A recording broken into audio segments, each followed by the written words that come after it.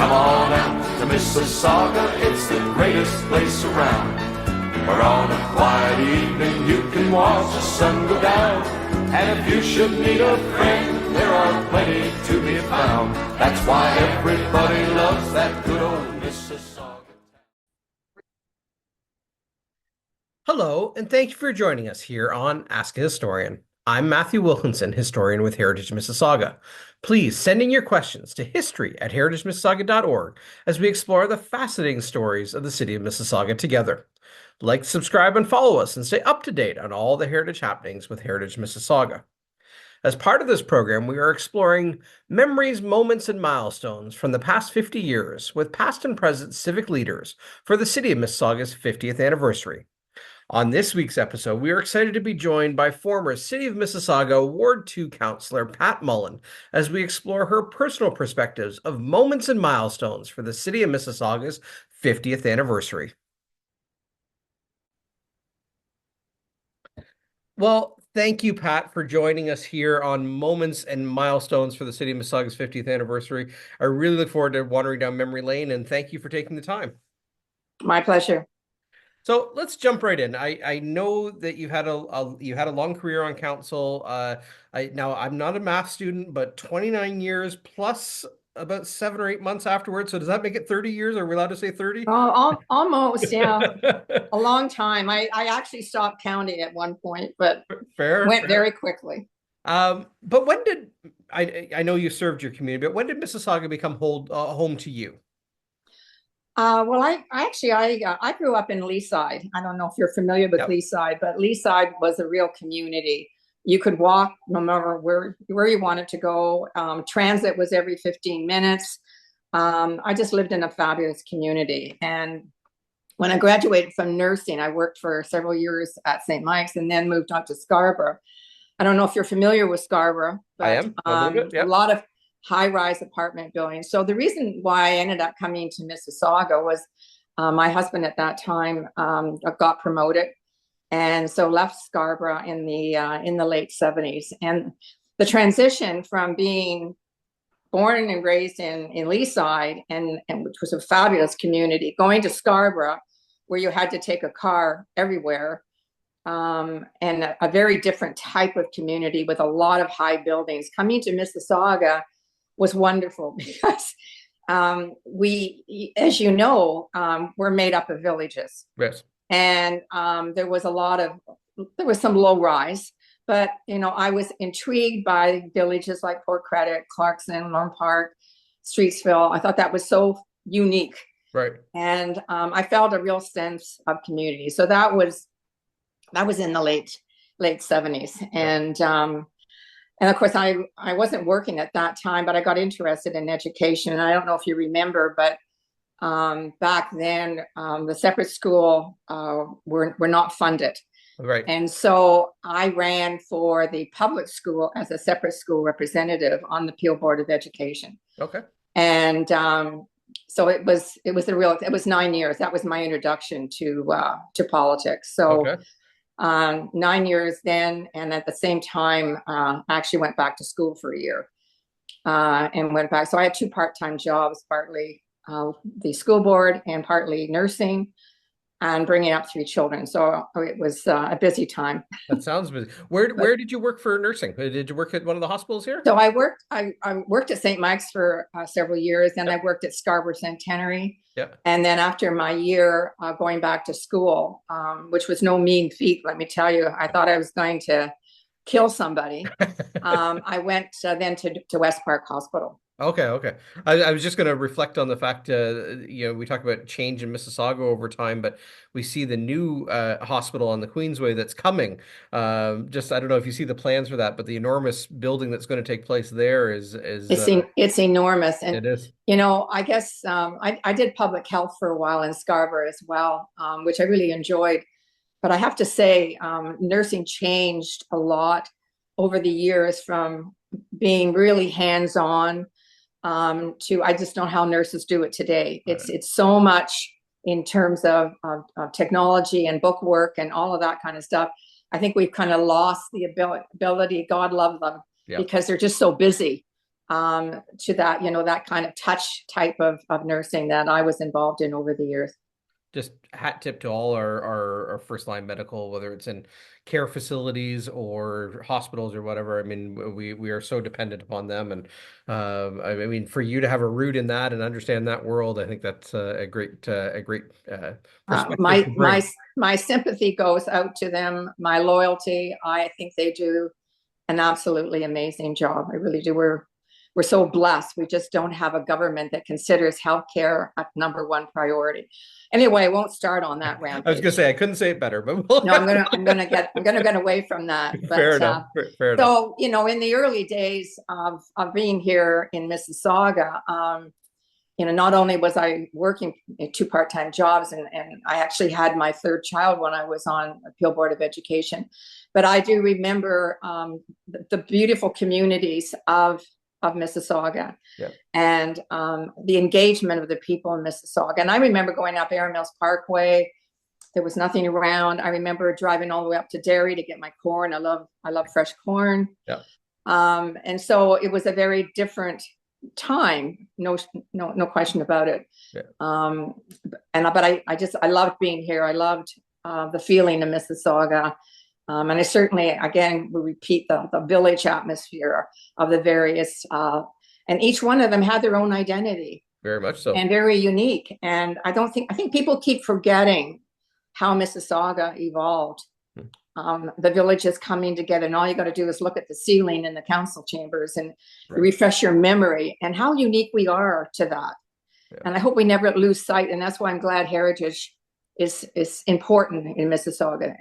I wish it was maybe a little bit more important sometimes when builders start taking down buildings that should be preserved. Well, and those challenges never cease. And I know you faced a lot of those same questions when you were councillor as well. And just, I think that's part of the maturing city too. You always have that push-pull against what is and what's coming. And now you talked about, I love the idea of, recalling those agricultural routes, driving up Derry Road for corn. But your ward for so many years, you represented Clarkson, which is really our oldest community in Mississauga. But can you talk about kind of those memories of coming? There's just what it was like arriving. I know you're talking about the villages, but I'm just trying to think of getting around those highlights. You lived or represented the Park Royal community, one of our older subdivision areas, right. Mississauga.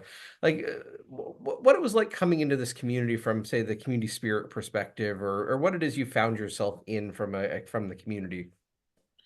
Well, I think certainly again, coming from Scarborough, where there didn't seem to be that linkage.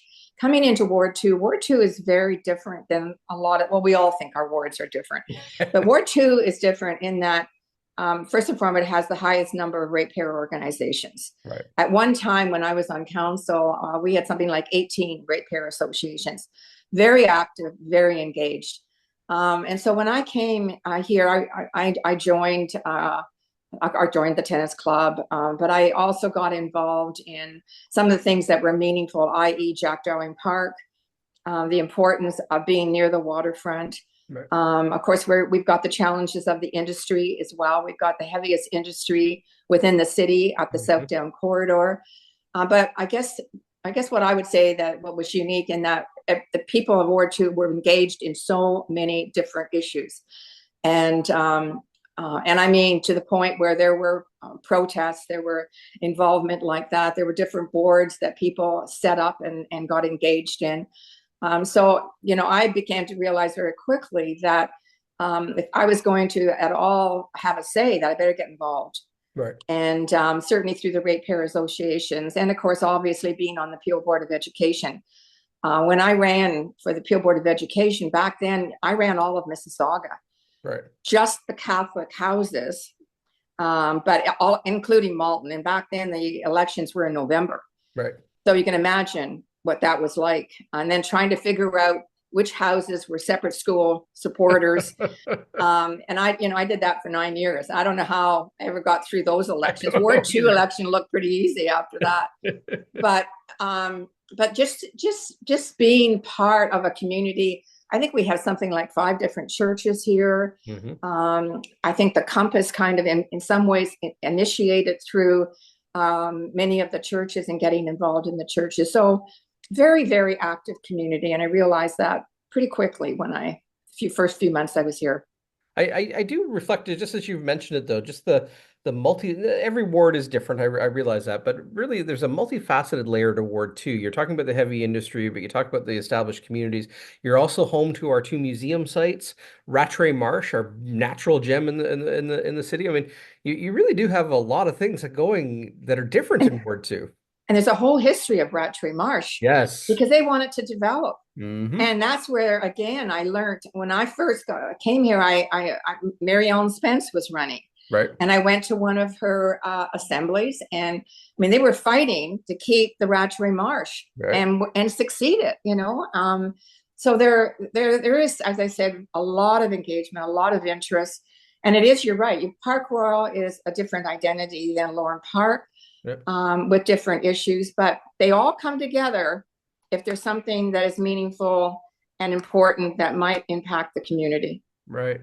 Did the presence of, I know for years, sorry, this is a question on the side, but you were involved with the CVC for a number of years. I was the chair I was involved ever since for the 30 years I was on, but then I was a chair for a number of years. And it was really the Conservation Authority and Ray Hurst, who was then the manager, who really started the whole concept of the impacts of climate change. Right. And as you know, we get our funding from the Region of Peel, and trying to get funding to get climate change on the map, and people getting immersed in it and understanding the impacts of it. The Conservation Authority, I can't say enough about the Conservation Authority. And as you know, they also have a foundation as well. Yes, they do. Absolutely. And again, one of the key building blocks, I think, of not only our city, but our region and beyond, are the care of the natural environment and the awareness around its issues, right?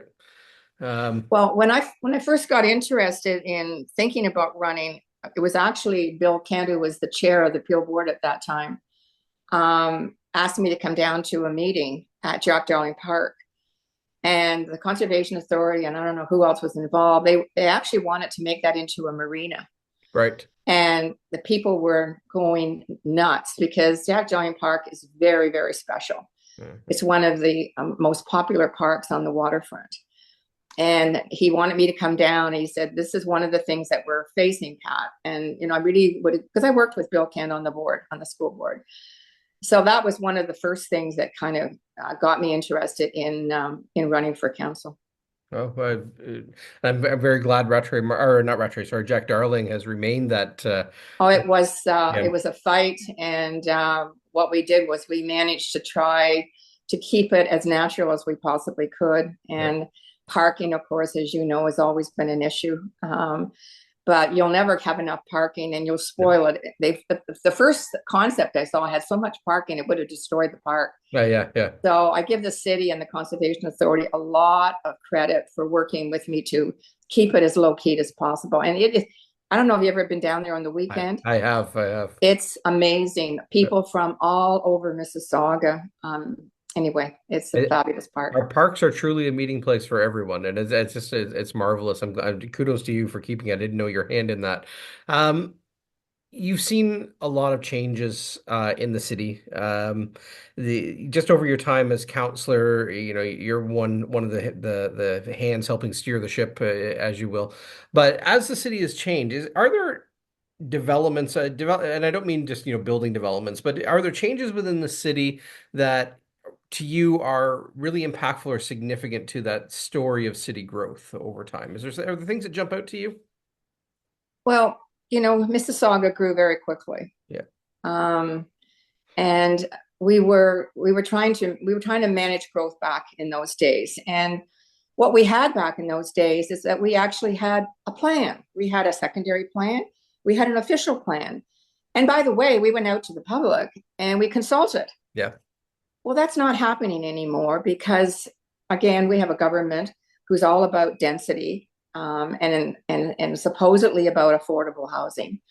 But back then, it was really about trying to plan communities that made sense, that connected, that were appropriate, and that maybe had some architectural design. And by the way, we also, as regional councillors, we all sat at Peel Housing.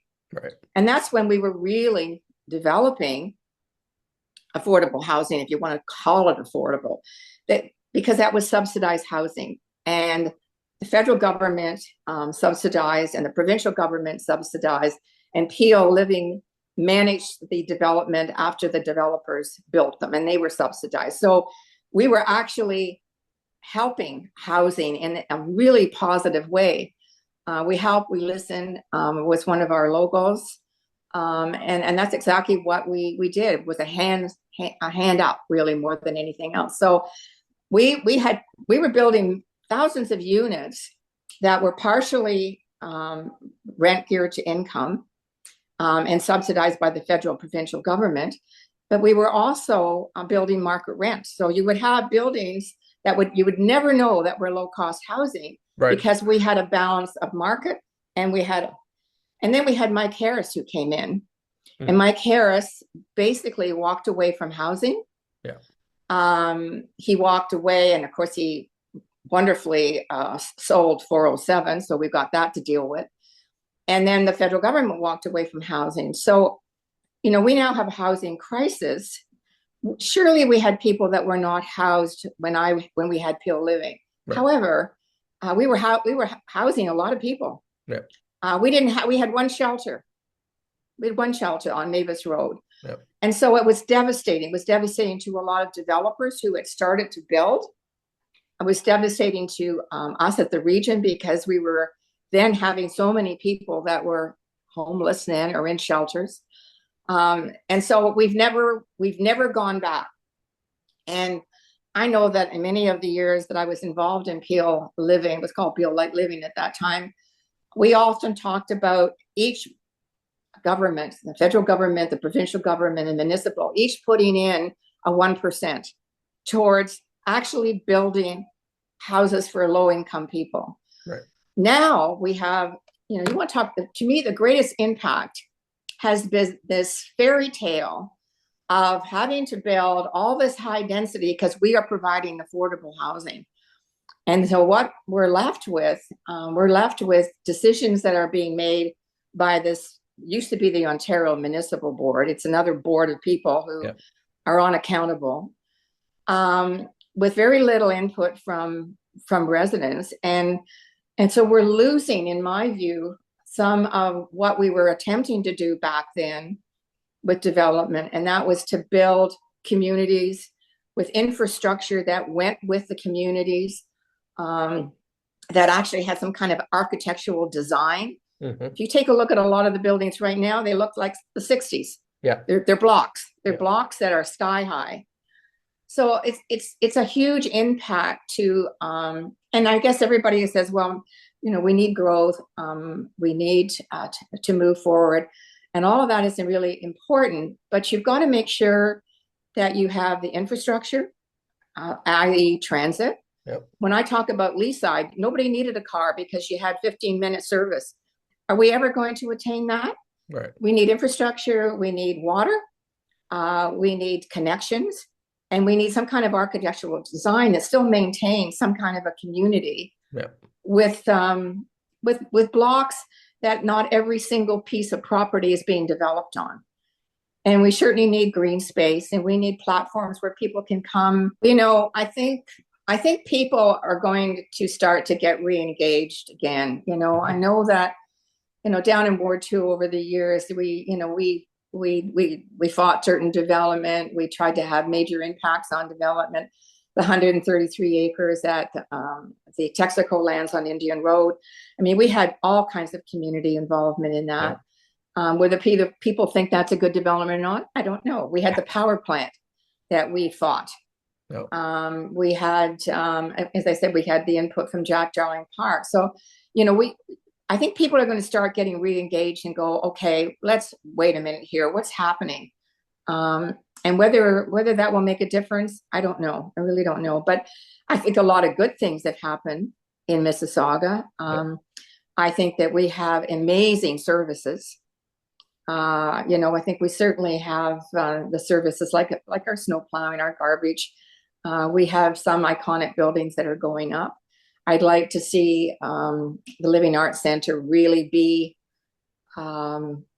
a place to go that has great entertainment. I think a convention center would be fantastic. But I don't know whether those things are possible, given what we face in terms of tax increases.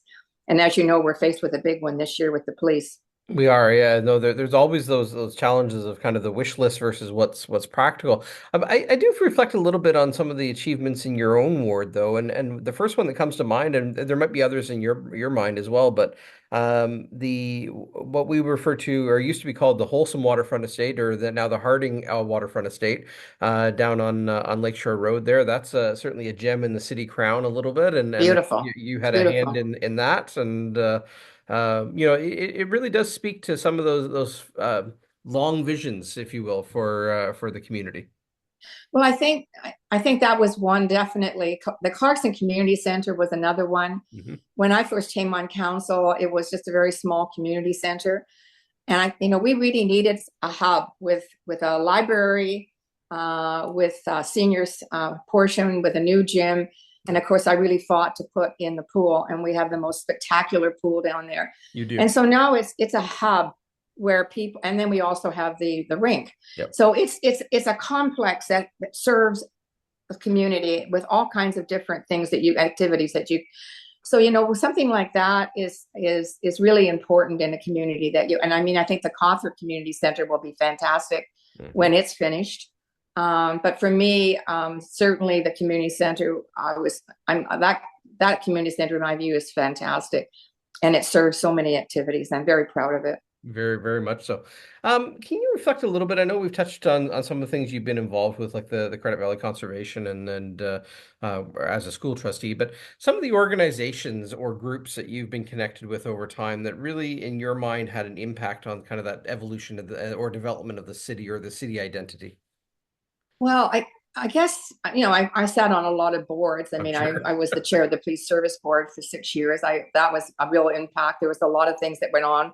We were involved in the social contract, which was really, really hard during that period of time. I really enjoyed my time on that. I enjoyed my time with Heritage and being involved with Benares. Mm-hmm. That was a decision that the city made, certainly with my full support. Sat on that board right up until the time I retired, and Bradley, of course. So there were a lot of my involvement really in the later years was really with ratepayer associations, because I had so many of them, and there were so many issues. They wanted to burn garbage at St. Lawrence Cement when I first came on. The power plant was huge. Then we had the Imperial Oil and the problems on that industry. A lot of environmental issues. And so there were a lot of those kind of engagements I had, which were always with ratepayer associations. So I didn't have a lot of time other than because I had so many associations and so much development. There was so much development going on that my time really was spent engaging with the associations and the people. I was going to say over 29 and three-quarter years or whatever it ended up being, probably not a lot of free evenings. No, evenings were non-negotiable. In some of the planning meetings, I mean, you think back when some of the planning meetings went on till 2 and 3 in the morning. Oh Lord. I can remember thinking, I don't know, I've got to get up in the morning. I've got another meeting, and we'd be plowing out of plan. And of course, Hazel was a riot. Hazel would say, "So is there anyone else in the audience that like to address council?" And we'd all go, "Oh no." And this would be at 2:00 in the morning. We go, "Are you kidding me, Hazel?" And so, it was very different times. We had a lot of engagement with the public and a lot of very, very late meetings. Yeah, it was very different. I bet. I mean, some of those the unwritten things that have probably happened in late hours are kind of a. Well, I know one of your questions was of people that impacted you, and I know. I mean, I would say certainly Hazel was one of them. When I came on, there was only Councillor Prentice, there was only 2 women on council. Yeah. She always called us the girls. But I didn't always agree with her, but I certainly respected her. And one thing about Hazel that I did learn that really did impact my decisions was that if you were not sure about something, defer it. defer it for another couple of council meetings until you have the information you need to make that decision. Right. And I remember one meeting that did go on to 2 or 3 in the morning, and I thought, I wonder which way Hazel's going. I know which way I'm going, and she deferred it. And she deferred it because she didn't have all the information. Right. Certainly, Councillor Prentice had an impact because she was a colleague of mine. We were she was the only other woman on council. And I would say a lot of the staff impacted. Yeah. I don't know if you remember Commissioner, one of the commissioners of Angus MacDonald. He was the Commissioner of Public Works. And I had a very difficult flooding issue, very bad. I had people phoning me in the middle of the night saying they were coming over to clobber me. There was a major problem. And he would go to a meeting and he'd say, I can't do this, but I have 4 other options. And you know what that means to a councillor? I mean, when the place is hanging from the ceiling, that really impacted me. From a resident point of view, I would say, I don't know if you've ever heard of her, Julie Desjardins. Yes. She's a resident in Ward 2. I would say people do not know what she has done environmentally to improve the quality of our breathing air.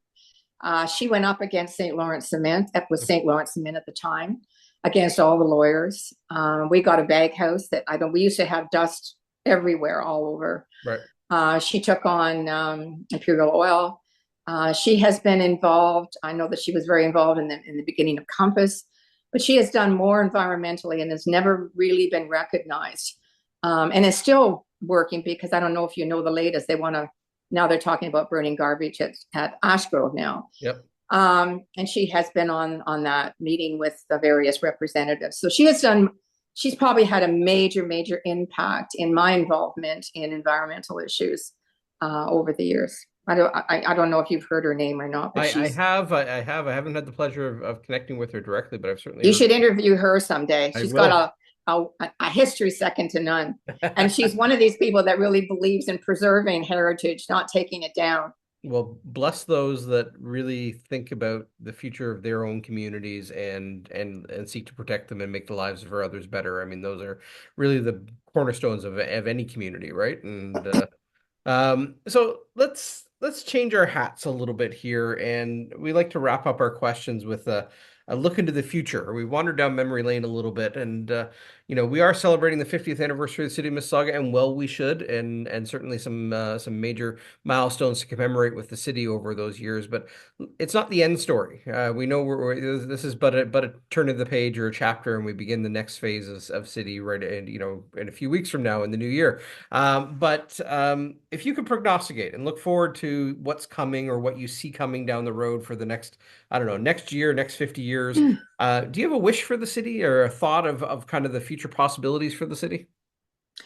Well, I think the city has a great future. I think I first and foremost would like to see municipal tax decisions being brought back to council, and that municipalities and regions have the power to make decisions on behalf of their community. I'd like to see that to be returned, because I think they would then have the ability to really look into the future and be really creative, because they wouldn't be tied so much to the province and the federal government. Right. I would really like to see, and I think it's starting, and I think it started during the pandemic, a more walkable community. People actually got out and walked during the pandemic because they had to. Yep. So in order to have a walkable community, you got to put in place the infrastructure to do that. And council's already started that by using the hydro corridors. Fabulous idea. Just before I left council, we finished up the corridor that's behind me. It didn't get built before I left, unfortunately, but I did some of the spade work in terms of the public meeting, and using those hydro corridors are phenomenal. Mm-hmm. And people are definitely using them. I'd like to see certainly a better transit. Get cars off the road. I'd like to see, I don't know, we would need a lot of money. I don't know how to accomplish that at this point, but transit should be, if you're going to have people in my community use transit to go to the GO train stations. You need 15-minute service. Yeah. Yeah. And so I would like to see transit be connecting to all the communities in a really positive way so people can get out of their cars and cut this out. It's getting to the point where it's dangerous. People are so angry. They're going at full blast. I guess I would really like to see development be managed by the municipality through plans, through a plan. I take offense to things being parachuted in. Yeah. Because the province has decided we need more intensification. I'd like to see us go back to better plans like we did in the past. And I don't think that's necessarily going backwards where somebody might criticize. I think that's important. That's logical. Plan our communities. Don't parachute stuff in that has no connection to anything. Don't have the infrastructure. Don't have the community centers. Stop parachuting these ridiculously ugly, horrible, tall buildings where they don't make sense with no green space. And, in doing that, in terms of a plan, you want to bring in climate change. You want to, I remember going to Chicago several years ago, and they have rooftop gardens. And the reason why they have rooftop gardens is it helps the flooding. It cools the buildings in the summer, and it warms them in the wintertime. Yep. We have a problem with flooding in Mississauga because I'm not sure, with all these houses being torn down and bigger houses going up, where's the water going? Yep. So we need to really get on board with climate change and connect it to the building and the planning of our city. Yep. I'm a firm believer in bike lanes. I firm believe in safe bike lanes. People started biking during the pandemic. Some of those people shouldn't have been biking. And then I guess my last comment would be we need to get back to what is meaningful in terms of building really affordable houses. And that means I want to see a partnership federally, provincially, and citywide where maybe it's a 1% solution. I look at what's happening with this HST. Can you imagine what it would mean if we had taken the HST and used it to start building subsidized housing and getting people actually into housing that have fallen through the cracks? I know. You and I could fall through the cracks tomorrow. We could lose our house, and next thing we're in a shelter. I mean, it can happen to anybody. Can you imagine if we had taken, and I don't know if you remember, HST originally was put in place to reduce the debt. Yep. Well, hello. So, here we are, we're going on an HST holiday. So if we took something like HST, a 1% solution, I just think it's amazing what we could do. We could change communities and start actually building something that takes people off the street. Absolutely. I mean, it does show, though, that with ideas and with there's opportunities that come with ideas and with firm planning. And I know you were part of that for so many years, but it does, the future is limitless as long as there's that vision to kind of create it. And I think Mississauga will hopefully benefit from those ideas, so like you're saying, but also just that idea of continuing to build the municipality in a thoughtful way. And I think council cares. I think there's a great future. Council absolutely and totally cares what goes on, and they work. I don't think people realize how hard councillors do work. Absolutely. And they all have ideas. If they would just be able to do that without the province pushing. Pat, we're about to wrap up here, but thank you so much for joining. It's been a pleasure. Thank you for spending some time with us here, and thank you also to former long-serving Ward 2 Councillor Pat Mullin for sharing her memories, moments, and milestones with us for the City of Mississauga's 50th anniversary. Like, subscribe, and follow us, and we will see you on future episodes here with Heritage Mississauga.